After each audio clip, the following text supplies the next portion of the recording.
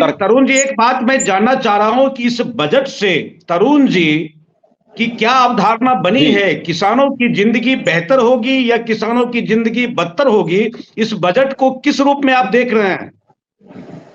देखिए, बजट की बात तो आप इसी बात से समझ सकते हैं कि पिछले 5 सालों में जो पूरा बजट दिया गया है, जितना वित्त मंत्रालय ने एग्रीकल्चर मिनिस्ट्री को बजट दिया था पिछले 5 साल में एलोकेट हुआ, उसका 1 लाख करोड़ रुपए तो एग्रीकल्चर मिनिस्ट्री वापस दे चुकी है, फाइनेंस मिनिस्ट्री को सरेंडर कर चुकी है कि ये हम खर्च नहीं कर पाए।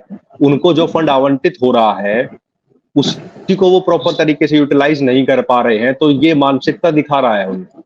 और जो बात आपने कही कि नेचुरल फार्मिंग की बात हो रही है, कहीं पे जीरो बजट फार्मिंग की बात हो रही है, देखिए मैं हरियाणा से आता हूँ। हरियाणा में कहावत एक होता है कान को ऐसे पकड़ना और एक होता है कान को ऐसे पकड़ना।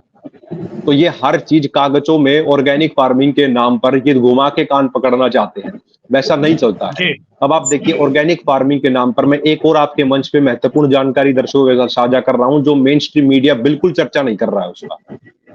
पिछले 1 साल के अंदर ICR, Indian council of agricultural research, जो कि टैक्स पेयर के पैसे से चलती है, और उससे जुड़े हुए 113 ऐसे संस्थान हैं जहां पर रिसर्च होती है एग्रीकल्चर को लेकर। 8 जून 2023 से लेकर 15 जुलाई 2024 तक आईसीआर के द्वारा 6 एमओयू साइन किए गए हैं बड़ी बड़ी कंपनियों के द्वारा, जिसमें सिंगेटा ग्रुप है, बेयर्स है, अमेजोन फ्रेश है, अमेजोन किसान है। अब जो बेयर ग्रुप्स है ये बड़ा ही दिलचस्प है। देखिए आप कि जो सरकार नेचुरल फार्मिंग की बात करती है, इनके साथ एमओयू सबके साथ क्यों साइन किए गए हैं? कोई कह रहे हैं कि भाई क्लाइमेट चेंज हो रहा है तो गलत एकदम से गर्मी पड़ जाती है, कभी ओलावृष्टि हो जिसके कारण प्रोडक्शन गिर रहा है हमारी फसलों का, तो क्लाइमेट रेजिलियंट हम नए बीज लेके आएंगे। वो बीज किसने बनाया? Indian council of agriculture research ने। उसके ट्रायल कौन कर रहा है? प्राइवेट कंपनियां।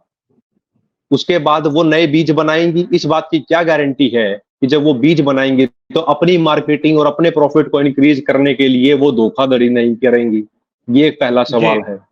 दूसरा, जो इसमें एक बेयर्स ग्रुप है, वो बेयर्स ग्रुप ये कह रहा है कि हम ऐसी प्योद लेके आएंगे, जो धान हम लगाते, पहले धान के लिए प्योद लगाई जाती है फिर धान लगाया जाता है, तो जी। अब वो जी। कह रहे हैं कि हम प्योद बनी बनाई लेके आएंगे और डायरेक्ट जो है प्लांटेशन की जाएगी, यानी सीधा धान की रोपाई की जाएगी। अब एक बात बताइए, इसको लेकर इंटरनेशनली भी और नेशनली कई ऐसे रिसर्च हो चुकी है कि अगर हम सीधे धान की रोपाई करते हैं तो उसमें वीड लगने की, यानी कि कीड़ा लगने की संभावनाएं ज्यादा है। वो कंपनी को कॉन्ट्रैक्ट दिया है नेचुरल फार्मिंग के बारे में जानकारी देने का, जो वीड को बढ़ावा देने का काम के आइडियाज को लेकर आ रही है। और उसका कारण क्या है कि वो खुद एक केमिकल पेस्टिसाइड बनाने वाली कंपनी है, जी। यानी कि उस डॉक्टर से इलाज कराया जा रहा है जो बीमारी को जन्म दे रहा है। तो इसलिए किसी भी रूप पे ये जो बजट की बातें हैं, पिछले 5 साल का आप डेटा उठा के देखेंगे, लगातार बजट में, जी। एग्रीकल्चर के बजट में गिरावट आई है।